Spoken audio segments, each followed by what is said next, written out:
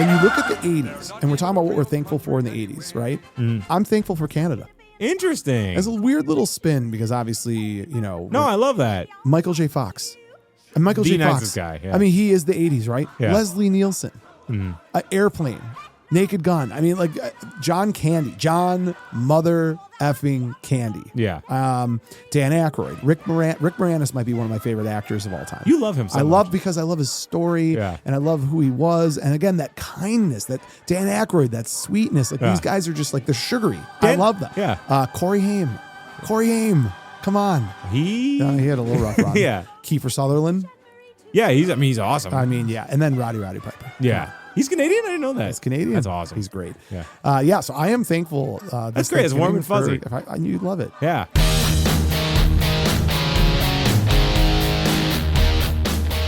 Welcome to Buzzn The Tower, a podcast dedicated to the movies of the 1980s. Prepare to be stuffed in our DeLorean and taken on a trip through the best decade of film ever. Hey, Mo, we better back up. We don't have enough road to get up to 88. Roads? Where we're going, we don't need roads.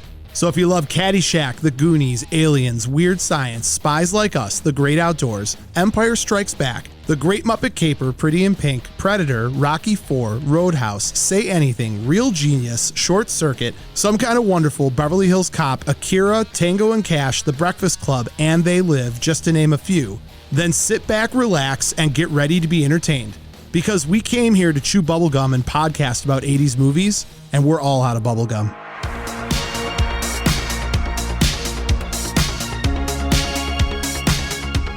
If you haven't already, subscribe to Buzzn The Tower on Apple Podcasts, Spotify, or whatever your favorite podcast platform is. And while you're there, leave a review and a 5-star rating. It's a moral imperative! You can also find us on TikTok, Instagram, and all social media platforms by searching the tag @Buzzn The Tower. That's BUZZN The Tower. Also, check out our website, buzzinthetower.com, and grab some officially licensed gear. It's so choice. If you have the means, I highly recommend picking some up. Now, if you want to get nuts, let's get nuts. Head on over to our Patreon at patreon.com/BuzzinTheTower. With memberships as low as $3 a month, you can have access to tons of extra content, and a portion of all proceeds go directly to Save Ferris. Dark O'Shea, darling, Dark O'Shea.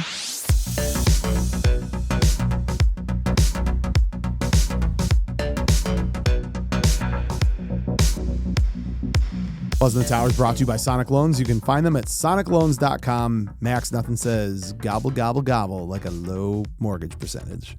Great ad. Well, usually you come out swinging. This Thanksgiving, Max, D-. do yourself a favor, do your friends a favor, and make sure eat you a turkey and go to Sonic Loans.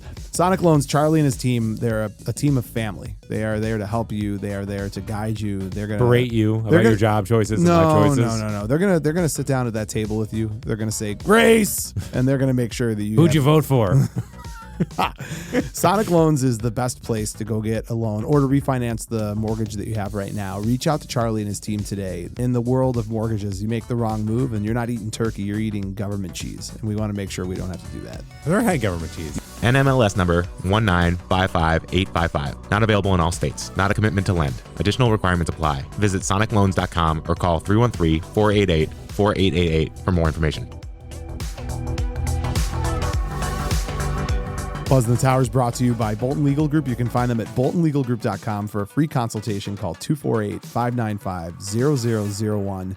Nothing says law like Thanksgiving. Yeah? Oh, for sure. How many times have you had that one warrant out for your Uncle Eddie, Cousin Eddie, and they show up and they drag him out kicking and screaming? And that never happened in like, one of those. Merry Christmas. There's a lot of things going on right now. Bolton Legal Group, they're aggressive, they're efficient. They're the attorneys that you want in your corner this time of year because the holiday season, you got pickpocketers, grifting, thieving. Really? Oh, a lot. Dude, this is peak time of year for breaking the law. Well, what are we doing? Let's break the law. Let's breaking the law. Let's purge it. Bolton Legal Group, they're here to help. They're here to support. And when you got friends like Mo and Max, you need a good attorney. So reach out to Ian and his team today of incredible lawyers. Tell them that Buzzn The Tower sent you. They're going to take care of you and protect you this holiday season.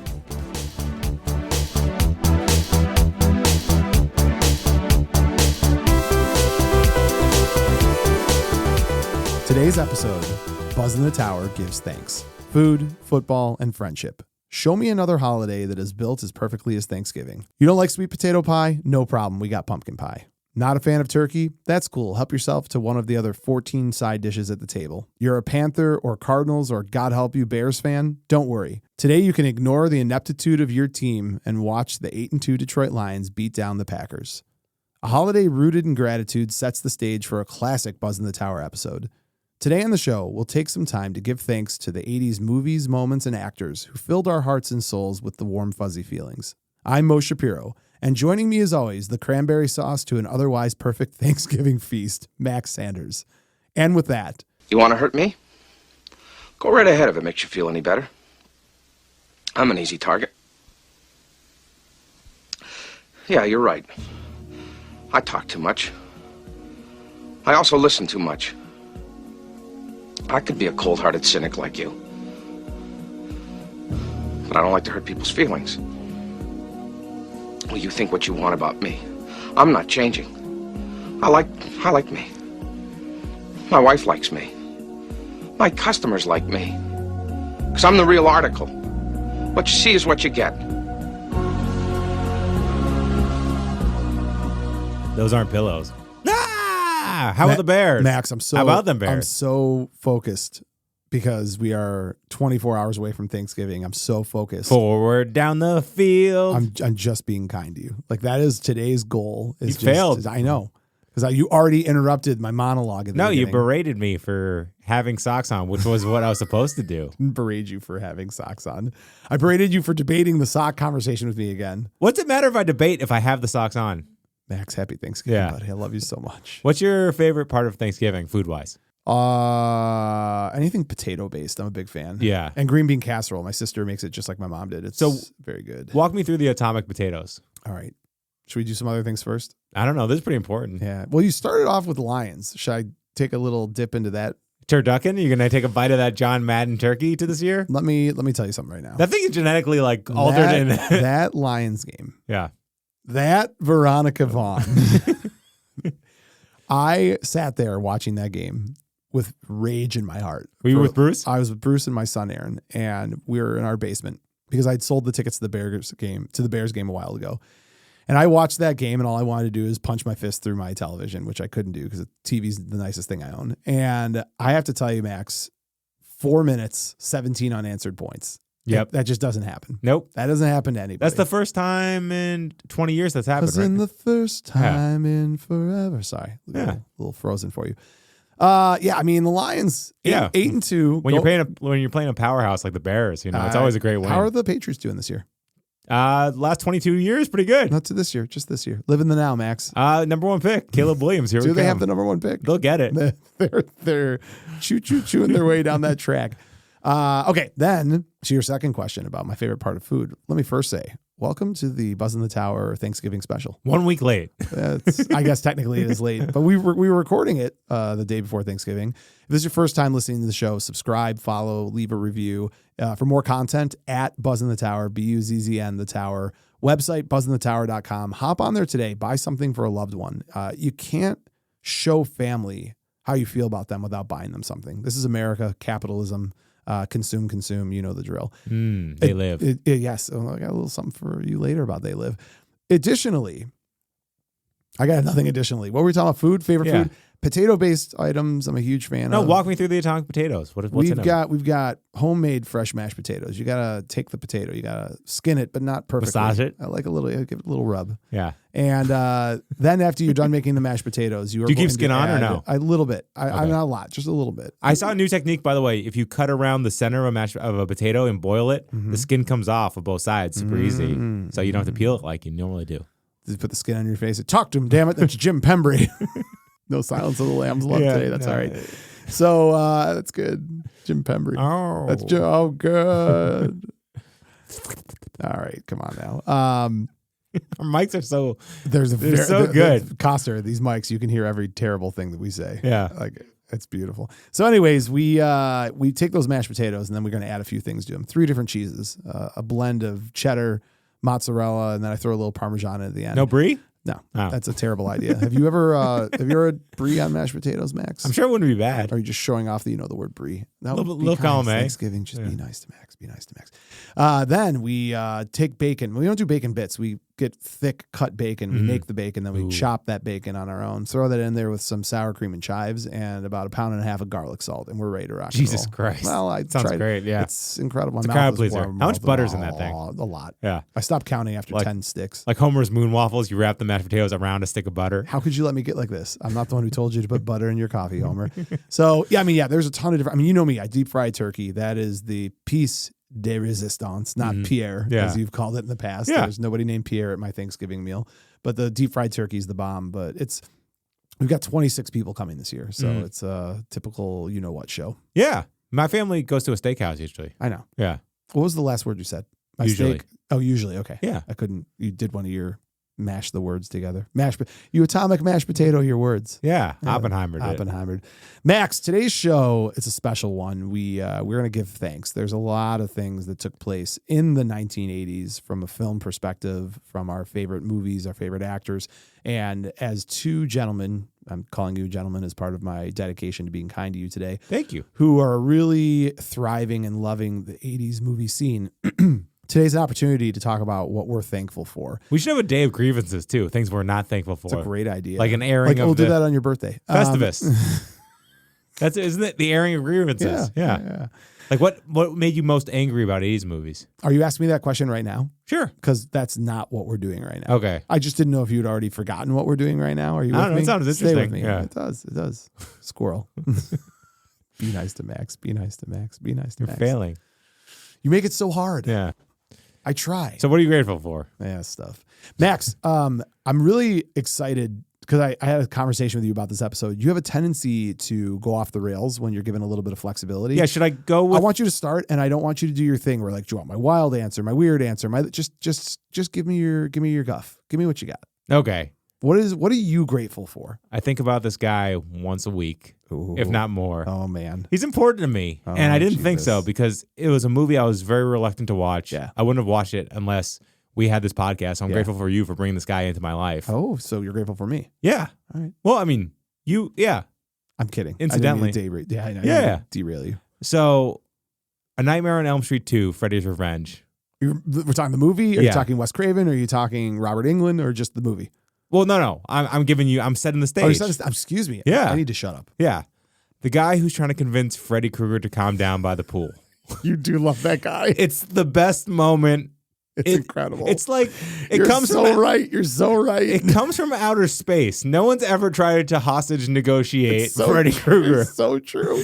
Setting the scene of this, these kids, like they know something weird's going on at their school. They know that they live by Elm Street. They know that people have died in the past, but there is no like widespread acceptance that the supernatural is happening. Yeah, and the pool's boiling. Right. This isn't like Poltergeist when all the neighbors recognize, okay, like something crazy's happening. And all of a sudden, to your point, the pool's boiling. Some guy pops up.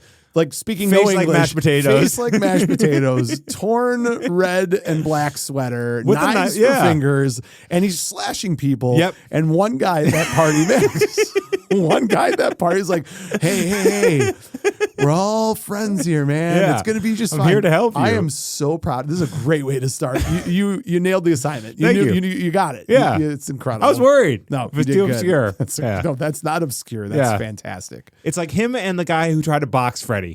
Oh God. Remember him? Yeah. Yeah. You don't try to 1-2 Mr. Freddy Krueger. Oh my God, that's really, really good. Yeah. Can I come out the gate with just like a powerhouse of an answer? Sure. John Hughes. Wow. And I know we're going to talk about other stuff, but and every once in a while we do this. It's worth doing it again. Let me just start with. Is it the planes, trains kind of Thanksgiving thing you were feeling? It's not just Inspiration? that. Well, we'll get into that separately. But when Okay. I think about the 80s, when you think about John Hughes, so let's, again, just talking about the 80s. As a director, 16 Candles in 84, Breakfast Club in 85, Weird Science in 85, Ferris Bueller's Day Off in 86, Planes, Trains, and Automobiles in 87, She's Having a Baby in 88, Uncle Buck in 89. That's just, mind you, as a director. When you go to his writing credits, There's 16, right? there's a lot, and some of this will overlap, obviously. And I'm not doing all of them because some of these I don't care about. But some of these movies are movies that you love, Max, like Mr. Mom in Yeah. 83. National Lampoon Vacation in 83. 16 Candles, which he also directed in 84.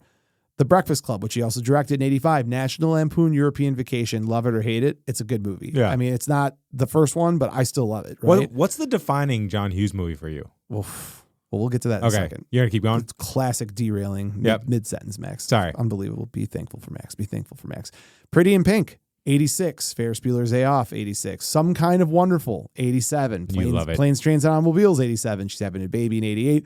The Great Outdoors in 88. Uncle Buck in 89. Christmas Vacation in 89. Yeah. I mean, and by the way, just for posterity, Home Alone in 90. That doesn't count. I know, Yeah. but Max, Home I know. Alone. Yeah. Beethoven, too.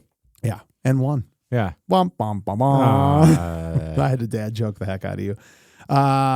So saying that I'm thankful for John Hughes, this isn't just a Thanksgiving thing. This isn't a Planes, Trains, and Automobiles thing. This is a flat out, he was what Rocky IV was to 80s film. Mm. If you want to reduce and boil down all of the 80s and say, what is the 80s? I say it's Rocky IV. It's an over-the-top music video, America versus Russia. Yeah. Let's go. Oiled up men. That's the 80s. Yeah. From a creative standpoint, if you want to talk about who's the 80s, it's John Hughes. There is nobody else that you could singularly put in that category. If he doesn't exist, I don't know that we're doing this podcast. You think? Wow. I don't. I think action-wise, we'd still do it, but we wouldn't have a heart. You see what I'm saying? There would still be Sylvester Miles Stallone. and miles of heart, Max. Yeah. Miles and miles of There'd heart. still be Sylvester Stallone and Arnold's kind of stuff. I know, but Yeah. man, oh man. Yeah. He John- gives you an emotional... John Hughes. He gave teenagers a voice. Yeah. Why do you think that is? Like, I don't know much about his childhood. Seems like he's probably pretty lonely. don't I mean, he's probably You're in a geeky. lot of trouble with words today again, aren't you? No, I'm not. It feels like you are. Max, So everyone said I didn't say martial arts wrong. who said? Who's everyone? Selena. Selena, right. Oh, here we go again. It's been a long time since we've had your fiance come on the show and reprimand me for being mean to you. I also, this is why I love you, and I will do a podcast with you until I die. What? That you have somehow co-opted your fiance's opinion to people. Yeah. Plural. That's what you do. Everyone. Right? That's my No, team. It's terrible. I'm jerrying it. It's unbelievable. I love it. I love Selena. It's Yeah. a good thing I love her because otherwise Well, I she'll wouldn't- kill you. Yeah, she's scary. Yeah.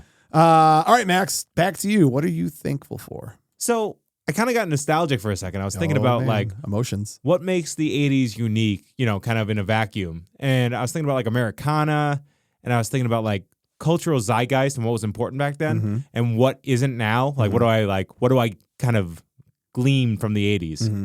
And baseball movies. You do love baseball movies. Yeah, just the Americana of it. It's like the ballpark, the day-to-day routine of it, the captivation of kind of America as a whole, how it can bring a town together or a team together. I'm a little bit jealous of you and Bruce in this regard because you guys both love baseball in that you don't love it in the way that you're like obsessed and you're following a team. You have the love of the sport proper. Yeah, so I just don't have that. have you seen Moneyball? Yeah. So remember when Brad Pitt goes, how can you not be romantic about baseball? Yeah. After watching that You heavy get set that. guy. Yeah. Like there's something about it. I mean, it's 150 years old. And like they do different, I mean, like in But the you 80s, and your dad didn't you and your dad go to like some, Yeah. like Big- that. You just have that. Like well, Red Sox too. Yeah, Yeah. yeah. So like, I mean, and you have all these different kind of vibes with it. You have the natural, which Yep. is, 1940s, 50s, Babe Ruth. Yep. Make it, don't make it kind of stuff. Feel the dreams when it comes to dads and sons. And, Here want comes to my favorite. have a catch. Major League. God darn right. Yeah, where it's a little bit rowdy, kind of people on the end of their career, the starting of it, and how that kind of connects. Bull Durham, where it's the psychology of kind of how you can live with baseball in your life and also Yeah, love yeah. in your life. And even Brewster's Millions is a little, No, it's baseball for sure. Yeah. So- the Mud Hawk. No, what is it? The Mud Hens? Mud Hens? Yeah, I think so. it is. Yeah. But I don't know. And it's like all these different personality types, and like you can have a John Candy catcher, or you Yeah. can have Willie Mays Hayes, Yeah. being all cool with his little Rolls Royce Yeah. VW. There's something wildly kind of everyday and just old school American about baseball that's kind of, you can't make a movie like that nowadays. Baseball, even, and again, this is coming from someone, I'm not a baseball guy. Yeah. Everything about baseball feels nostalgic, even when it's contemporary. Oh yeah. There's this weird, it's, you know what it is? Well, It's- there's no stop clock. and it's interesting because it almost is the same way that, like,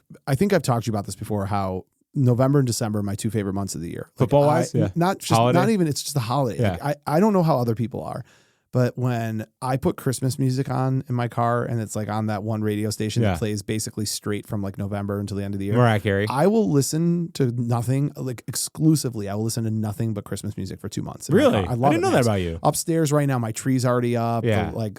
I just love this time of year. And there's something about baseball that even for a guy like me who does not like baseball, I at least am like getting like Cracker Jacks or popcorn. Yeah. I get it. I Cool. get it. It just isn't my thing. A hot dog. There's a good, Max, you are 2 for 2. Woo! 2 for 2 Yeah. on great answers. I'll tell you your first answer is my favorite. It's incredible. Oh, that's really, really good. I'm coming out swinging hard again. Okay. I think you're really going to like this a lot. I think this is going to be one of the cooler things I've done that you'll dig because this is right up your alley. I think you're going to get the answer to this right away. I'm going to do it anyways, even if it's a little anticlimactic. What do Michael J. Fox, Leslie Nielsen, John Candy, Dan Aykroyd, Rick Moranis, Corey Haim, Kiefer Sutherland, and Roddy Piper have in common? They were in 80s movies? Yeah. What else do they have in common? They had great hair? They're all Canadian. Oh. I'm thankful for Canada. Interesting. It's a weird little spin because obviously, No, I love that. Did you throw Jim Carrey in there? Well, I'm doing 80s. I guess you could. Once Bitten. Yeah, you could do that and as Earth well. Girls Are Easy. Well, and Deadpool. And let me throw this out there. I didn't get everyone. Yeah. I just went kind of high level. Sorry. No, you're good. Yeah. Because I'm sure right now our Canadian friends are like, oh, you forgot Holzer McJohnson. Yeah. And I mean, what's his face? How can I? Keanu Reeves. Is he Canadian? Yeah. Yeah. So I mean, have to throw him in there too, right? Oh, yeah. Is he Canadian or are we making that up?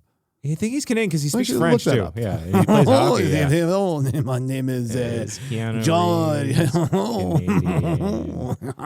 Yep. Canadian. Born in Beirut. Yeah. Raised in Toronto. Let me say this. Okay. And I'm throwing this out there as a theory, and I just want you to think about it for a second. Do you know how I'm kind of a prick? Yeah. I think I'm what would be considered a classic American prick. There's a punching down to my humor. I'm kind of a bully. I'm a nice person, but like we're number one kind of stuff. Yeah, I am like when I evaluate. Yeah, right. Canadians have this kindness to them that even in their actors and in their comedians and everything else, there's just a sweetness. Like John Candy to me is like the Canadian, right? And like William Shatner is like he's Canadian? Oh yeah, he's Canadian too. Wow. And you look at the 80s, and we're talking about what we're thankful for in the 80s, right? Mm. Let me go through these names again because I think it's important. Like Michael J. Fox. And Michael J. Fox. Nicest guy. Yeah. I mean, he is the 80s, right? Yeah. Leslie Nielsen. Airplane. Naked Gun. I mean, like John Candy. John Mother effing Candy. Yeah. Dan Aykroyd. Rick Moranis might be one of my favorite actors of all time. You love him so much. Because I love his story and I love who he was. And again, that kindness, that Dan Aykroyd, that sweetness. Like these guys are just like, they're sugary. I love them. Dan Aykroyd's a little darker. Later in life, but his darkness is like fun. the paranormal stuff. And it it's is. kind of like It's it's true. quirky You're and cute. right. Like Yeah. he doesn't believe in It's not Satanism. It's ghosts. Right. Yeah. And he also doesn't believe in crazy theories about like, tinfoil hat and the government's controlling us. He believes in things like aliens and fun, cute ghost type stuff, right? Yeah. Corey Haim. Come on. He had a little rough run. Yeah. Kiefer Sutherland. Yeah, he's awesome. I mean, yeah. And then Roddy Piper. Yeah. He's Canadian? I didn't know that. He's Canadian. That's awesome. He's great. Yeah. So I am thankful. That's great. It's warm and fuzzy. I knew you'd love it. Yeah. Canadian bacon, milk and bags. Come on now.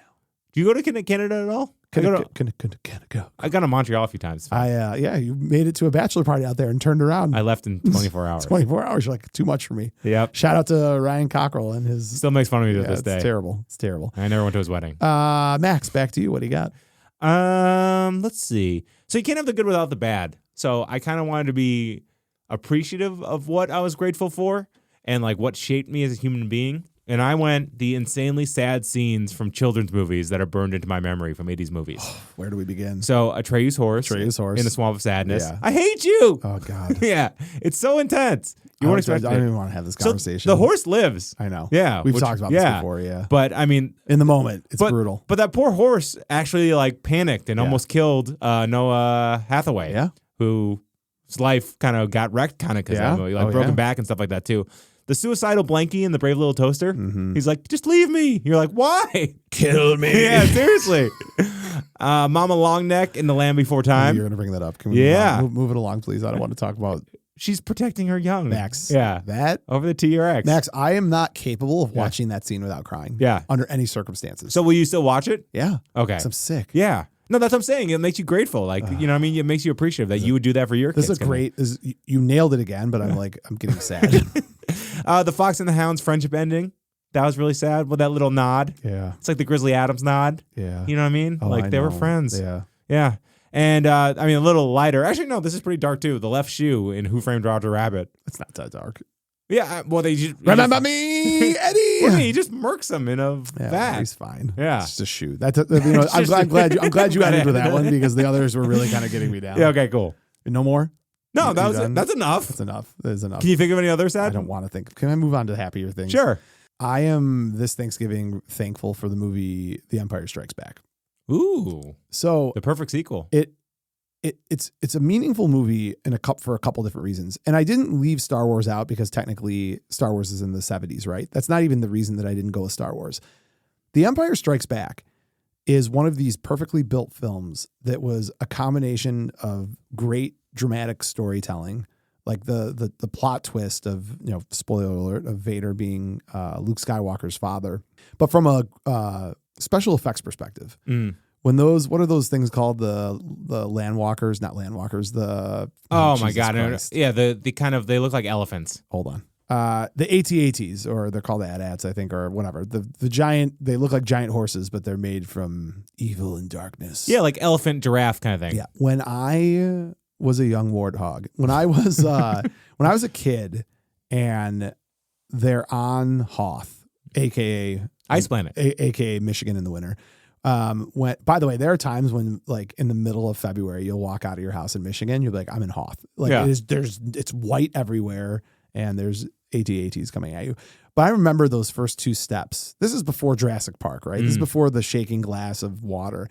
And I just was like, it was one of those film moments as a kid where I'm like, this has changed my perspective on the world. This movie is incredible.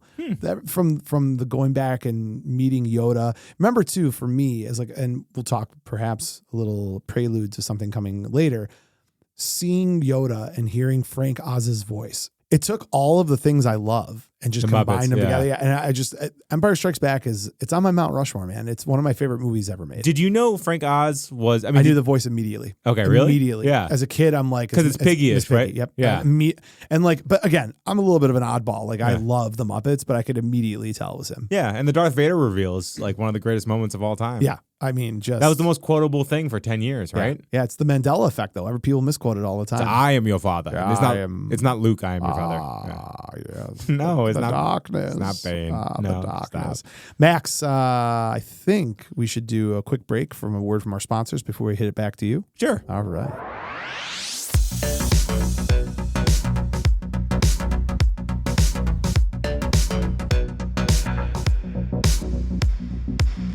Buzzn The Tower is also brought to you by Dobie Real Estate. You can find them at wearedobie.com.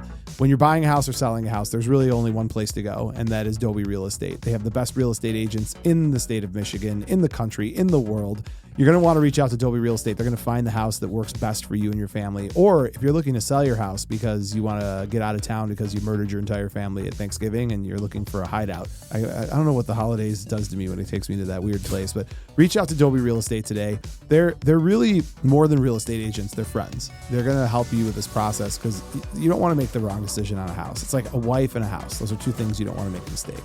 Especially a wife, because then your second wife costs you the house and it's a mess. No, house more important. There you go. 400 million in sales, 1,000 homes sold. Reach out today. Tell them that Buzzn The Tower sent you, and get ready to fall in love with house hunting again. It doesn't have to be painful. It can be. I like the show. It could be old painless. Yeah. Back at you, Max. So I'm trying to think if this is the right way to describe this.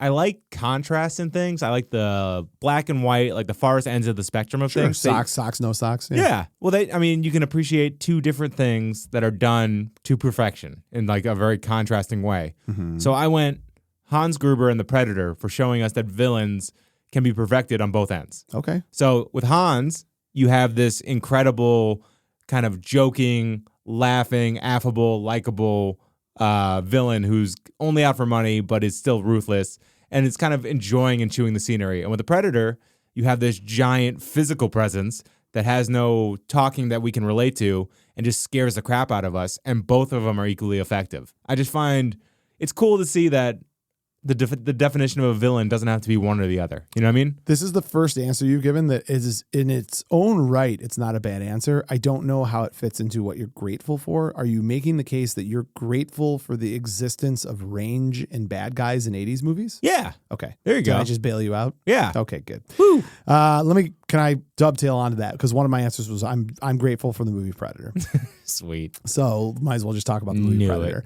I am grateful for this movie for a couple of reasons. So let me go to the most recent reason, which is the movie Predator is the reason we have our show. Yeah, that is true. So going back to one of the most hilarious conversations that we've ever, we got done bartending. We're at New York Pizza Depot. We're having a couple slices. And I start talking about the movie Predator because that is what every red-blooded American in the United States does. And you had that look. I know, Max, there's only a handful of looks that I can identify from a mile away. Yeah. And the Max doesn't know what you're talking about look. It shines. It shines like the sun. Yeah, I'm bad. And I'm like, yeah, you have never seen this movie. Nope. And I was a gasp. Yeah. I have never been so disappointed in you about something in my entire life. Wow. And then when you saw it, do you remember victim blaming? Like you're like, how could you have let me live this long without seeing that movie? Because it is the greatest film ever made. It's masculinity defined. It is the time capsule. Like it's taken out of the 80s. It is the greatest action film ever made. Yep. It has every element that you would want in an action film. So that is the contemporary reason that I'm thankful for it, because it led to this show. Because when we started doing this podcast and you're like, yeah, like let's do this, you lured me into it by saying our first episode could be about the Predator. Yeah. Which, for those that don't know, we did an entire episode, like a 3.5 hour episode on the Predator, but there was something wrong with the mixing sound, and we had to redo the entire episode. Yeah. And it was amazing. It was fun. I'd do it again. We should do another Predator episode. Yeah, I mean, Predator Revisited. So the Rewatchables does heat every 100 episodes. So we should do 100? Yeah. Did I say 100 wrong? It's all right. You're good. How did I say it? 100. What?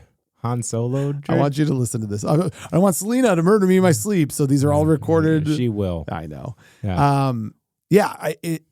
So that's the reason we did the podcast. Now, on a bigger scale, it is probably the root of my affinity for Schwarzenegger in action films. Like it introduced me to a passion and a love I have for just masculinity, right? Yeah. I am not, even though you will not jokingly, you will constantly say, well, you're an alpha.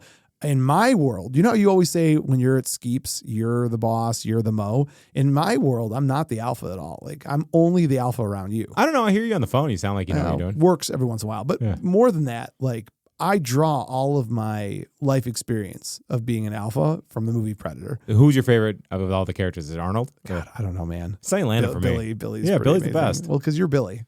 Except you'd cut yourself. No, I'm not. Because you're scared. He survives in the jungle. You're Shane Black for sure. I'm kidding. You're obviously Shane big Black. as a house.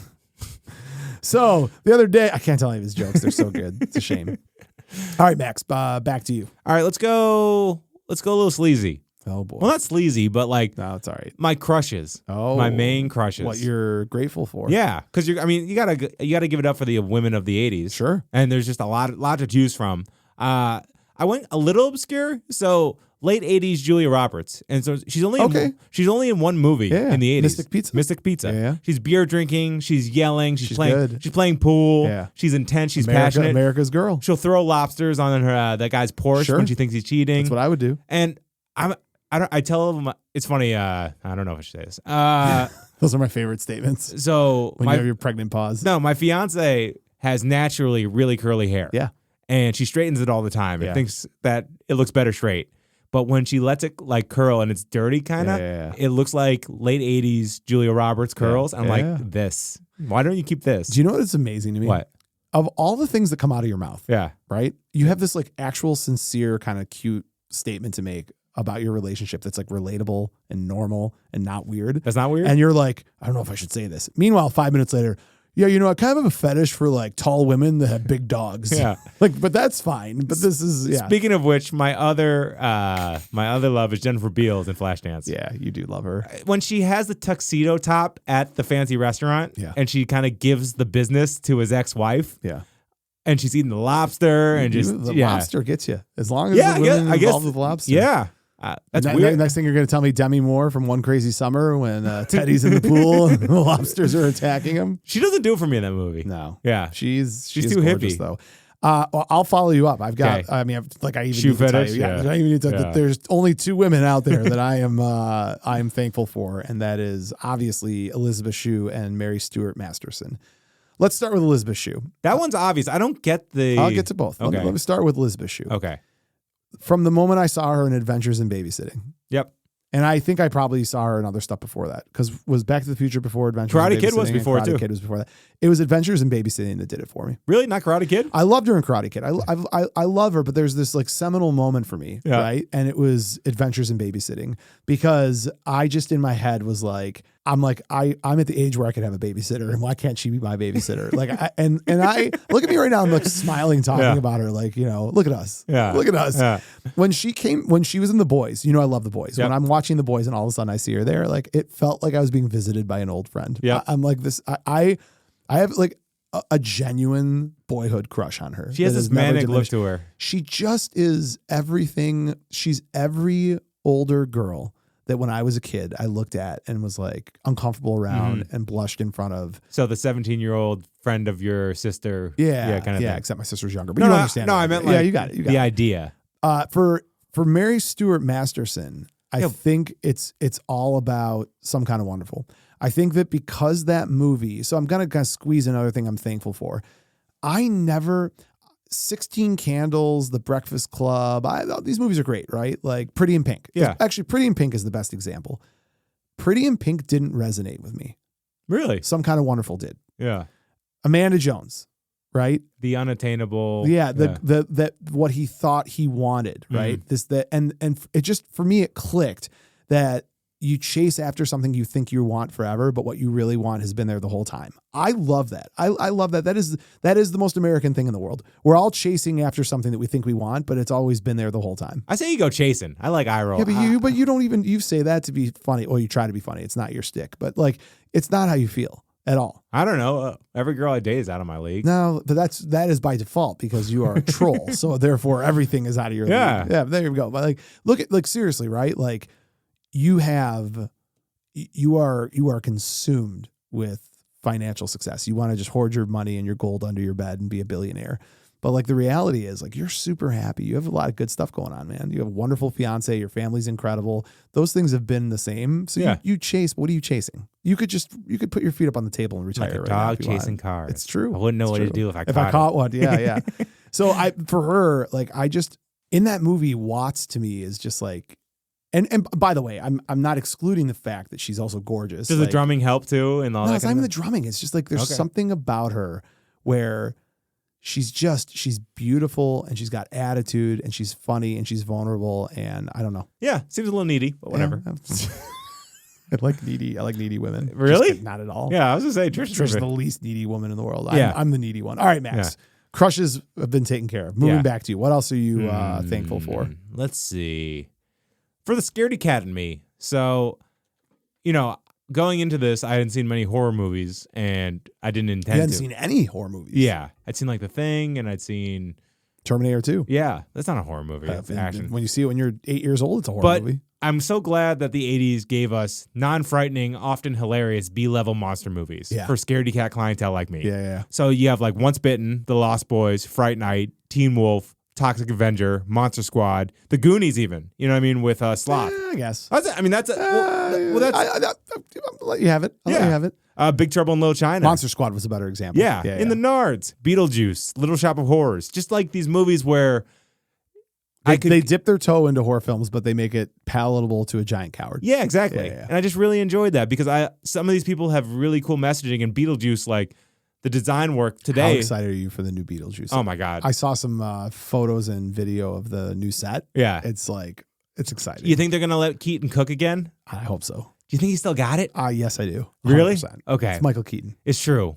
When he was Batman, the only redeeming aspect of that Flash movie, which got hammered by everyone, which by the way only got hammered because the CGI was terrible. Yeah. If you took the CGI out of it, it was actually a damn good movie. Keaton was a master's class. It was incredible. I loved him in it. Yeah, he's so good. But I also can't separate my nostalgic feelings from like the reality of the movie. I just so excited to see him as Batman. Yeah. So I mean, him back as Beetlejuice is going to be incredible. Yeah. Yeah. No, I like that. That's a good one. Yeah. I like that.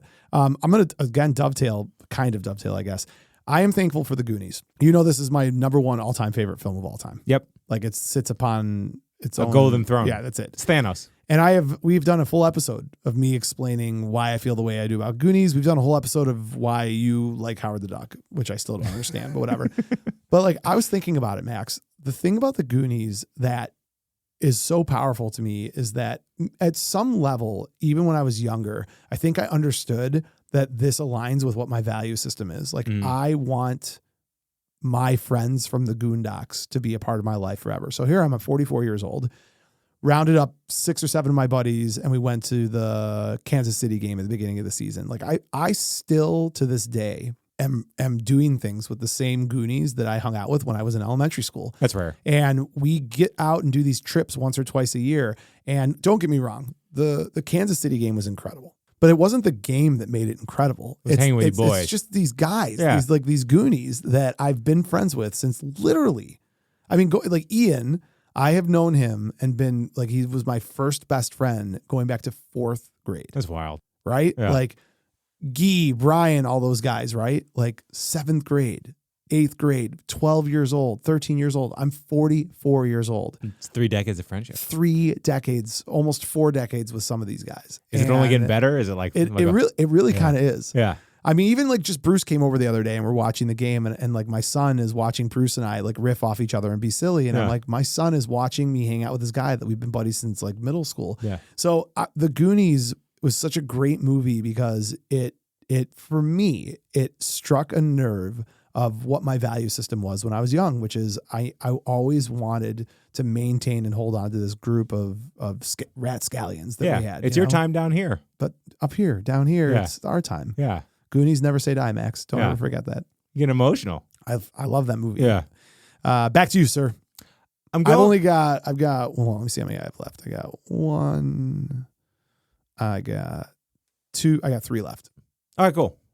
I'm going with Patrick Swayze's dance moves because Not just Patrick Swayze on his own. All right. because the thing is, you can be an action guy, you could be a Sly, you could be an Arnold, you could be a Jean-Claude Van Damme, and you Whoa. He Jean-Claude Van Damme cannot can dance, dan- my no, he friend. Don't can't. you ever forget. that is the worst. It's kickboxer, Oh, right? yeah. Yeah. With the He's- black. when he's part of his training. Yeah. This is the kind of training you love. He gets him someone wasted, liquored right? up and Yeah. then have to dance. So I would dance like that. Patrick Swayze is classically trained as a dancer. His mom ran a dance studio in Houston. He Yep. married a dancer. He's a hoofer, I think is what they call it, or a leg man.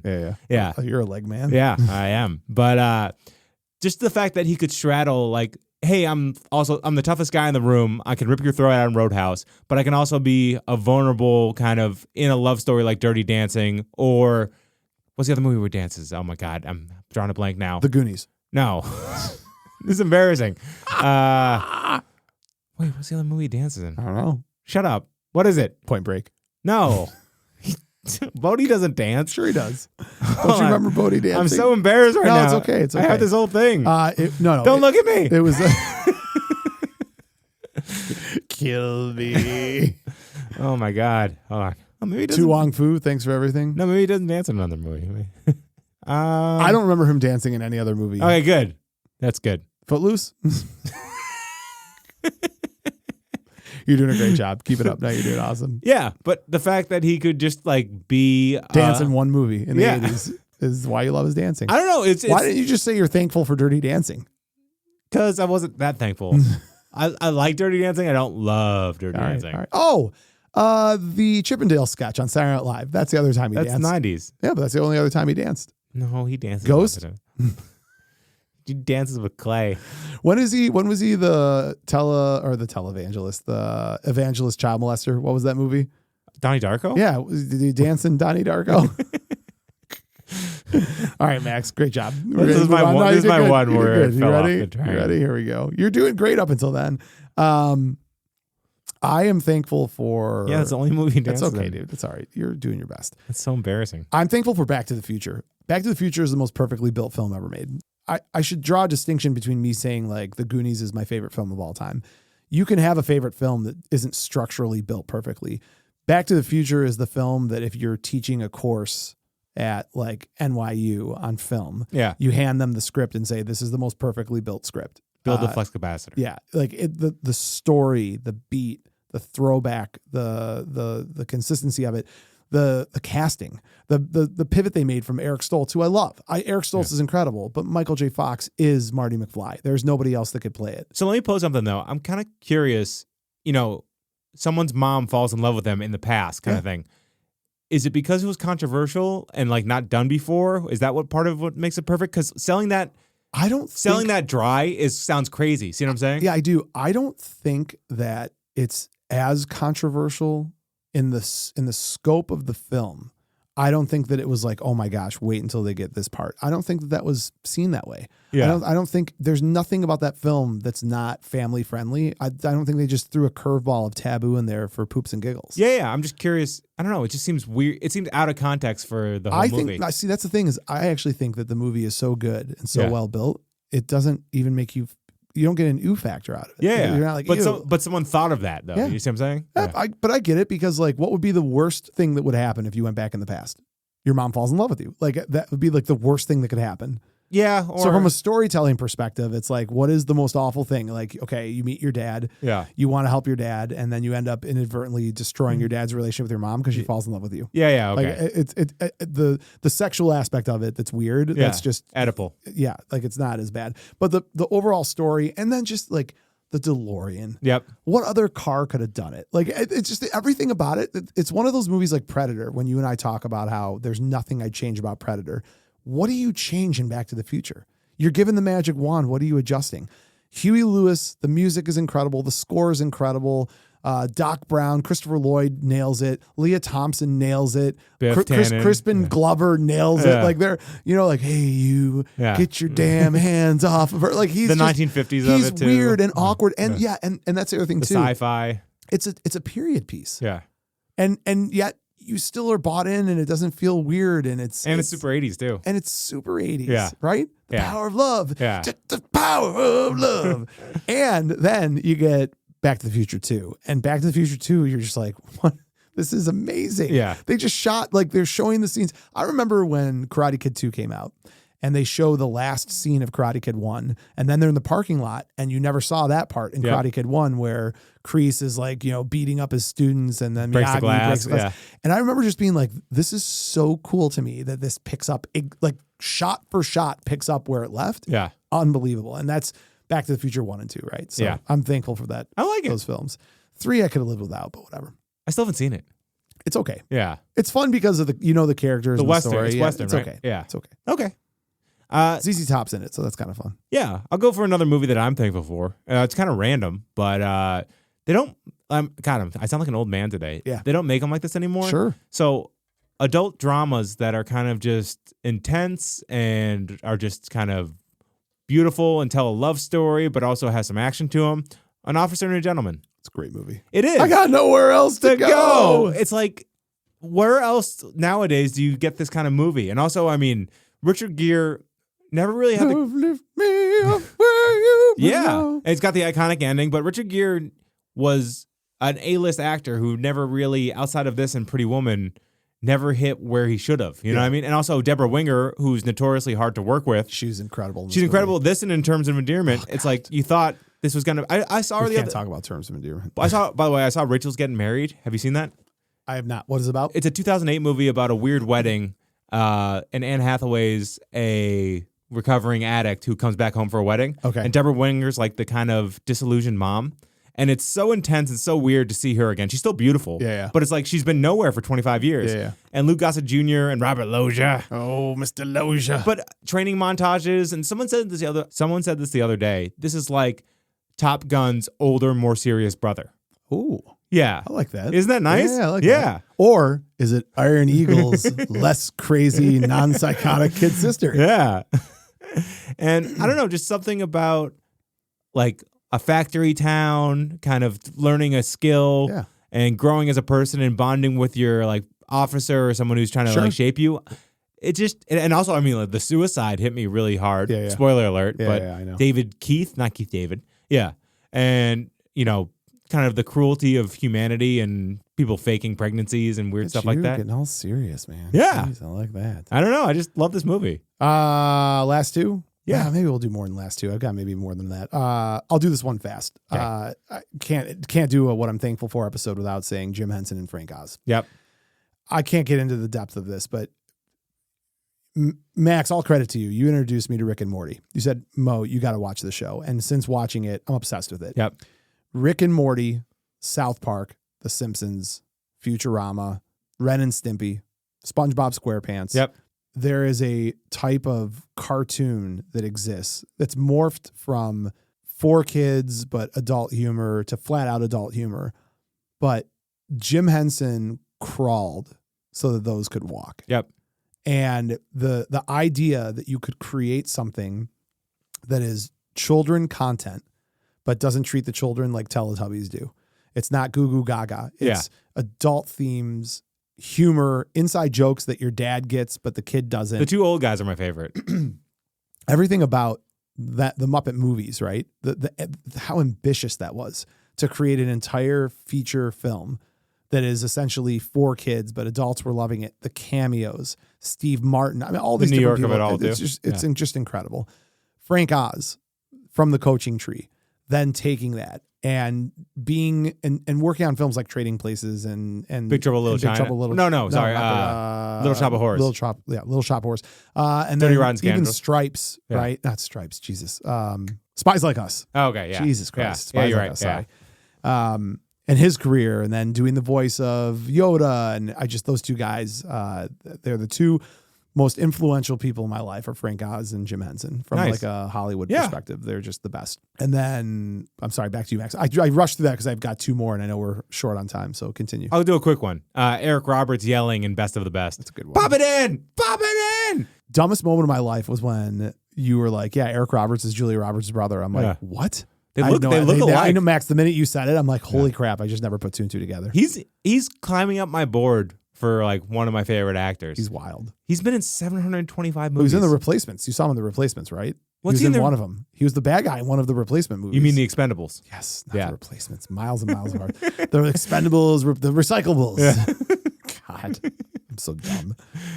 But okay, that was my quick one. But also birth of video game culture in movies. So like The Wizard. Whoa, you're going back to back? I don't know. I thought that was And a The quick Wizard one. wasn't an 80s movie. It's 1989. What? Yeah. Fred Savage? Yeah. Why haven't we done an episode on The Wizard? Can we? Yes. Okay, cool. Oh my Yeah. God. I thought it was 90s. No. All right, go ahead. I'm sorry. With the Power Glove, the Last Starfighter, Tron, and War Games. Yeah. Just there's something like beautiful and kind of fun and nerd loving about that. Yeah. Like I remember being in my room playing like World of Warcraft and stuff like that. What, you think in South Park? That's immediately. Stan. Oh, that's good. All right. So what do I got? All right. I'm down to my last two. Yep. Planes, Trains, and Automobiles. There are tons of examples of classic Christmas movies, classic, 4th of July movies. I don't know of another movie that singularly owns a holiday like Planes, Trains, and Automobiles does for Thanksgiving. Independence Day? But there's no Born on the 4th of July. Is that about the 4th of July, really? No, but it's got the name 4th of July. Got you there. It counts it up. It counts up. Back to Planes, Trains, and Automobiles. We're gonna survive. Today's Thanksgiving. Planes, Trains, and Automobiles is the chef's kiss of everything John Hughes. It takes everything that we've talked about that we love about the voice of the kid, the voice of the child, the voice of the teenage angst, the Breakfast Club, Weird Science, and then it evolves it to the adult level that everybody watches this and they get it. This man, Steve Martin, who is working too much and not spending enough time with his family. And cheated on his wife. That's not even released in that, but like think about how many times it's been imitated, right? Like, I mean, Family Guy's done it. no, American Dad. no, but even more than the that. story idea? No, like the Tommy Boy is a remake of Planes, Trains, and Automobiles. Yeah, pretty much, yeah. And like, it's okay. I don't even have a problem with that. But the fact that this movie, it's just warm and touching and beautiful. And I watch it every year on Thanksgiving and my kids watch it now. And it's just, I love it. And then I'll give you my final one and then we'll go to you to wrap. Yep. Since you did a back to backer. The Great Outdoors. The Great Outdoors to me is a movie that it's not this blockbuster box office, whatever. It's my favorite John Candy film. So I've tried to get you to do this for an episode, and you keep putting it off. Why is that? I don't know. It's too much? Too much for me. Seriously? Okay. It's Max. Sometimes you'll bring this up where you'll talk about how like there's like one movie that like just gotcha. Real genius. Yeah. I totally lied. I have one more I have to do after this, by the way. But you just made me think of something I have to do right after this. I'll do it fast though. So the reason that The Great Outdoors is what it is to me is because I just saw myself in John Candy when I was a kid. As I got older, I'm like, I want to be this like lovable oaf who makes a lot of mistakes, but at the end of the day wants nothing more than just for his family to love him and to bring everyone together. Yeah, and just cook hot dogs. That's all I want to be is John Candy. I do have. I'll end on this, which you'll love. I can't believe I forgot this. Your wife kind of looks like the wife in Great Outdoors. A little bit. I don't know. I don't really see that. Well, she's blonde and tolerates you. You see weird things. You see dead people. Vision Quest. Okay. Wow. I told you ever since we did that episode on Vision Quest, it hasn't left my head. Yeah. So when I go to the gym, the first song I listen to is the Journey song. Yeah, that Journey song. Yeah. Only the Young. Yeah. Max, I don't know what it is about that movie. Small town. So for me, this is your real genius. Like I can't. The sum of the parts of that movie are bigger than the movie. Like there's something about that movie that just resonates with me, and I love it to death, and I'm thankful for its existence. Yeah. And I'm not even like a high school wrestler. Yeah, the 6-minute speech. Shoot. It's not about the 6 minutes. Oh my It's what gosh. happens in the 6 minutes. All right, Max, I'm done. What's your last one? Go. Well, you kind of related to it. So I get obsessive. One of my favorite things to do on TikTok is to watch high school videos of like Shaquille O'Neal or Kevin Garnett. I'm really glad you added the Shaquille O'Neal part of that. I'm like, why are you watching high school videos on TikTok? Creep. Go ahead. Sorry. Or Patrick Mahomes, like before they became like, you know, the dominant thing. And it's like, my God, the talent, the 5 tools, all the structure. Mm-hmm. And for me in the 80s, it was Val Kilmer. Yeah. Because he's the 5-tool player. He's one of the most handsome men on the face of the earth. Sure. He's singing, he's dancing. I think that's why I count. He can do drama, he can do comedy. Sense of humor, and he's got versatile acting, and he can be in an action movie. And real genius for you is like, it's his St. Mary's high school championship game where he flexed for the first time. Well, it's like being an introverted nerd. He's like, hey, it's okay if you're smart. You can eventually be like me. Yeah. And I was like, oh, okay. Real Genius is just an absolutely incredible movie. Yeah, and I mean, his 80s in general, it's like Top Secret, Real Genius, Top Gun, and Willow. And it's like, he only does one other movie called Kill Me Again, which I've seen parts of, but you know, it's just a throwaway movie. But those 4 is like the versatility, the staying power, and the iconicness of them. It's like he just didn't miss. You know what I mean? And it's just there's something special about him to me. You know, it's funny. Do you know? It's like you know how there's some actors that inhabit the same space. Like they're kind of like very similar to each other. Yeah, like someone market corrected someone. Yeah, Patrick Swayze and Val Kilmer have the same feel to me. Interesting. I think Patrick Swayze is more vulnerable and a little cornier because like he'll cry a little bit more, and it's like he'll do the bad movie a little bit more. Yeah, but like also, yeah. Who do you think's a better actor? I think Val Kilmer's a better actor. That's what I think so too. Yeah, that's what I'm saying. I think Patrick Swayze's like the B movie version of him. What was Swayze? Did Swayze ever have his Heat moment? Because I think Val Kilmer's best like dramatic acting role was Heat. Oh, Batman. To Batman Forever. I love him in Batman. Jesus Christ. Yeah. But no, Patrick Swayze, he had this movie 3 Wishes where he's really good. He's playing kind of a homeless guy who's a actual genie. Okay. But it didn't take off. Yeah. All right. It's good. Max. Yeah. Let's see what Buzzn The Tower fan spotlight we can be thankful for this thankful thanking season. Thank you.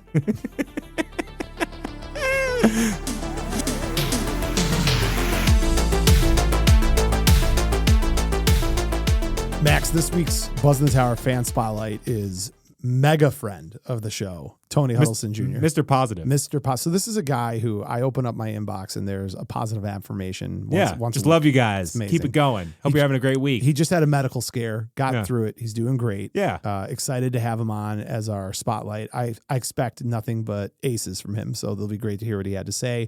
I believe you just asked him for one or a couple of his 80s movie moments that he's thankful for, correct? All right, well, let's hear what Tony had to say. Hey, Mo and Max, this is Tony Huddleston Jr. coming back again to be this week's Buzzn The Tower fan spotlight. I was asked to give one 80s movie thing that I am thankful for. And the one 80s movie thing I am thankful for comes from the 1984 classic, The Karate Kid. And if anybody can guess, that one thing that I am thankful for from this movie is the crane kick.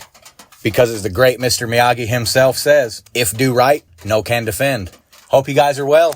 Again, this is Tony Huddleston Jr. I am very honored to be back to be this week's Buzzn The Tower fan spotlight. You guys keep doing what you're doing. Keep it up. Love the podcast. Love you guys. Hope you're having a great day, and happy Thanksgiving to you all. See ya. It's a great call. It is. I should have put The Karate Kid on my list of films I'm thankful for as well. You had Elizabeth Shue already, though. I did. But I mean, we'll get to Tony in a second because now it makes me want to talk about The Karate Kid.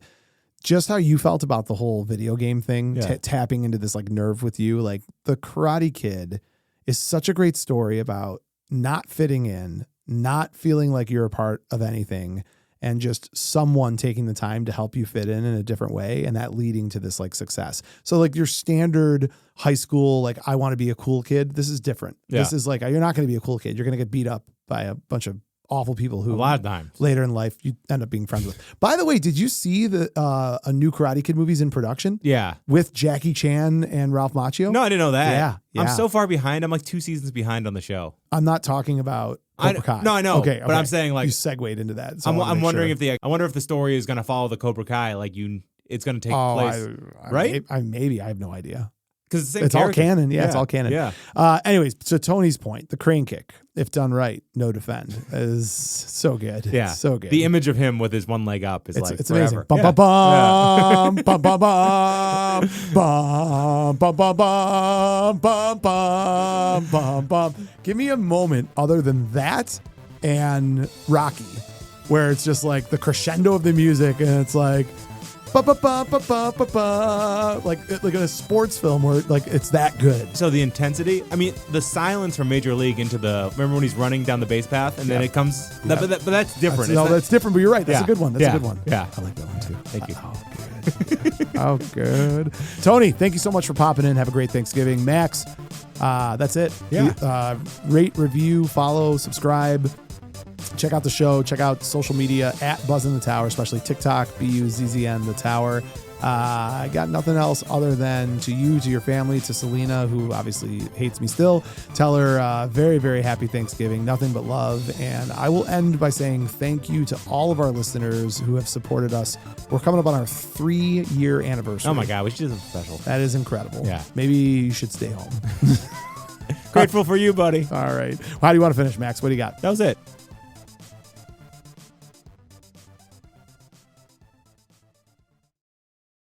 You're still here? It's over. Go home.